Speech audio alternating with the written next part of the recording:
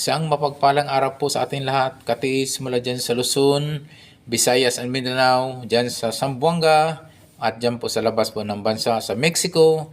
Muchas gracias, amigo. Bago po ako magdikod, ito po mayroon po tayong pinapadala na isang big boulder markers po ng ating katiis po. At mamaya po ay ating tulungan po sa pagdikod at pag-analisa. Ako po muna ay magpapasalamat po ng maraming salamat po sa aking subscriber, sa aking followers, at sa aking mga viewers po, mga kate. Thank you so much sa inyong suporta po sa aking YouTube channel. Bagamat ito'y bago pa lamang po, please help to grow my channel. Ang tema po ng aking channel ay decoding and analyzing sa mga treasure symbols, treasure sign, and treasure markers, mga katiits. Okay po mga katiits, marami po nagtatanong sa aking comment section below kung saan po pwedeng ipadala ang picture ng mga treasure marker, treasure sign, and treasure symbols po. Please send your pictures, markers and symbols and sign sa aking Facebook page, Alejandro Sanchez. Ang aking profile po doon, yung naka-shade po ako doon, naka-sunglasses. Yun ang pipiliin nyo po dahil napakarami po ang Alejandro Sanchez po ang lumabas po doon. So hindi lang po tayo mag-isang Alejandro Sanchez po. So yun ang pipiliin nyo po, yung Alejandro Sanchez na naka-shade, na sunglasses po ako doon. Don't forget to add friend muna po kasi nga yung iba hindi talaga makapasok kasi nga siyempre hindi pa tayo friend. So dapat friend muna tayo. I-add friend nyo muna ako bago nyo ipadala ang iyong mga treasure markers, symbols, and treasure sign, mga katiits. Okay po mga katiits, sa pagdidecode, sa pag-analisa, so hindi po natin masabi na ito'y lahat po natutukoy, lahat na ating na-locate.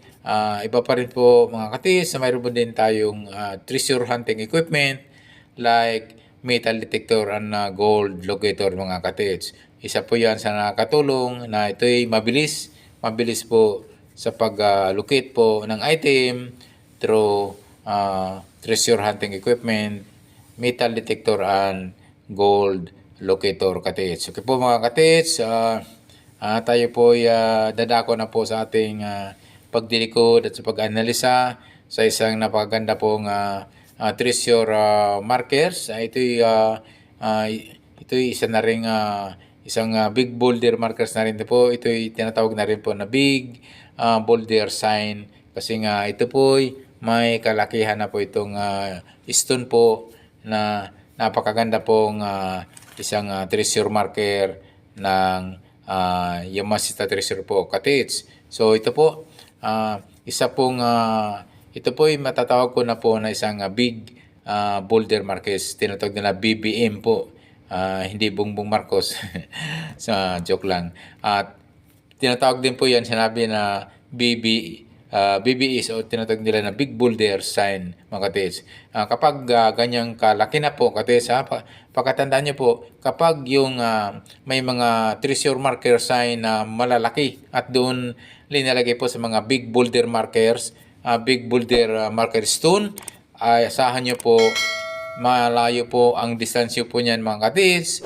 Pwede po yan 1 meter hanggang 10 hanggang 15 meters po ang distance po niyan dahil po yan po ay mga big bunker deposit na po, malalaking deposit na po yan, mga katiits. Okay po mga katiits, asahan niyo po na yan po ay nasa distansya na po ang item kung saan po located kapag mga ganito na kalalaki na mga treasure marker na mga katiits. Okay po mga katiits, huwag niyong kalimutan mga katiits to check the mismong yung yung kalimutan katiits kapag ganyang malalaking markers na po yan, tinatawag na yan big boulder markers. So i-check nyo po yan, pwede nyo pukpukin po yung buong bato na yan ng isang maso. Alam nyo po yung tunog solid, big sabihin siksik po yan. alam niyo yung tunog ampaw, ibig sabihin hindi isiksik ang ilalim nun, baka at pwedeng mayroong tinatawag na rock enclosed item po mga katids. Kapag ganyan malalaking big boulder mga katids, posible pong may mga laman po yan na mga giveaways po yan mga katids. So yun ay lagi kong pinaalala sa mga katids po natin na i-check, i-detect po ng metal detector or gold locator ang mismong pinaka-bato na yan, pinakamalaking bato. Ito yung tinatawag nga natin na big boulder markers. Baka po ito, mayroon pong rock enclosed item po mga katids na pwede pong paglagyan po ng mga giveaways mga katids. Okay po, asahan niyo po pag mga ganitong malalaking treasure marker ay sabi ko nga may distance na po yan. May kalayuan na po yan yung item na ito'y kung saan located mga katids. Okay po. Ito pong big boulder markers mga katids ay talagang sadya po yan sa mga tinatawag nila big deposit at mga big bunker deposit mga katids. So po mga katids, ito po mayroon pong ito'y ating nakikita po, ito'y nakatinghala po, ito'y nakaturo po sa bandang east, mga in between po north and east mga katids. Pwede po yan sa mga 1 hanggang 10 hanggang 15 meters po ang layo ang pwede pong naroon po yung item mga katids. So ganyan po ang mga distansya po madalas na ito'y nakikita po at na mayroon na pong mga naka-trace o naka-hits po na mga big boulder markers po. Ang karamihan po niyan ay may mga ganyang distansya po. 1 meter hanggang 10 meter until 15 meters po ang layo mga katids. So ito po ay isang napakaganda pong treasure marker. Ito po ay nagtuturo po ito sa palagitnaan po ng north and east mga katids. So 1 hanggang 10 until 15 meters. I-check niyo po kung ano mayroon po doon sa dulo niyan mga katids. Ito ay mga katids ay kapag mga ganyan po mga malalaking big boulder markers, mayroon niyang kaakibat na tinatawag na counter sign o tinatawag na coordinated markers. So doon po ay nagtuturo po kung saan po pinpoint po yung item sa mga counter sign at mga coordinated markers katids. So yung kakatandaan niyo po mga katids kapag malalaki ng mga markers po, mayroon kaakibat talaga yan na coordinated countersign o coordinated marker sign mga katids. Okay po, tingnan nyo po yung apat na sulok, apat na kanto, west, east, north, and south mga katids. Kasi nga, ito po ay isang big boulder markers nasa malayo po ang distansya. I-check nyo po yung apat na kanto po, apat na sulok ng itong big boulder markers mula sa north. Tingnan nyo po sa south at west and east. Baka po mayroon po yung tinatawag na counter sign or tinatawag na coordinated marker sign po. So yun po ay may mga hindi gaano kalakihang bato.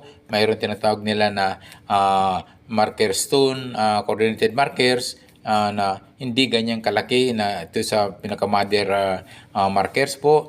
Medyo may kaliitan lang po at iyan ay mga pagtutukoy lang po doon sa yun ay nagpo-point po ng item po. Yung mga tinatawag nilang countersign at tinatawag nila na coordinated markers mga katids. So pakatandaan nyo po mga katids, kapag big boulder markers po ang itong mga treasure sign, treasure markers at treasure symbols, medyo po may distansya po talaga po yung item na kinalalagyan po ng item na katids. Kasi nga, kapag mga ganyan ay pwede pong mga big bunker deposit, medyo may kalakihan na po yung items mga katids yan.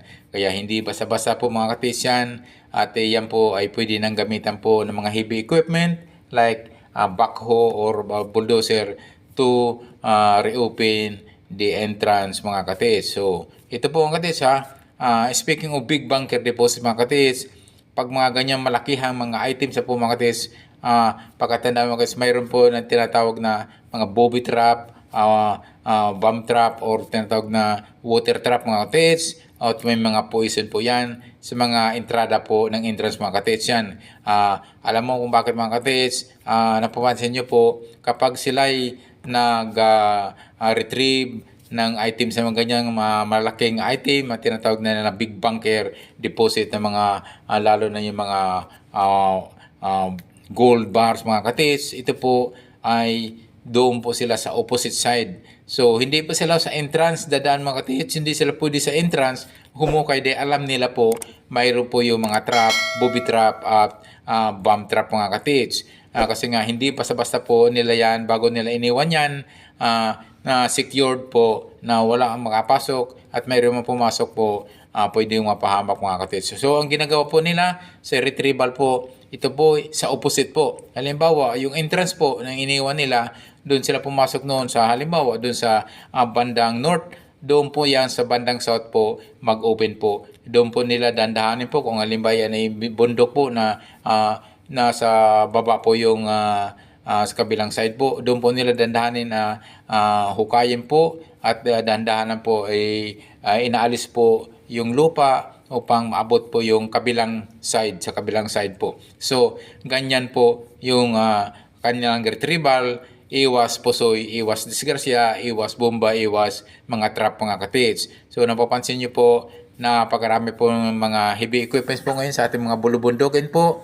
Ano pong pakay po, ano pong mga sadya po niyan, bakit nandiyan po yan.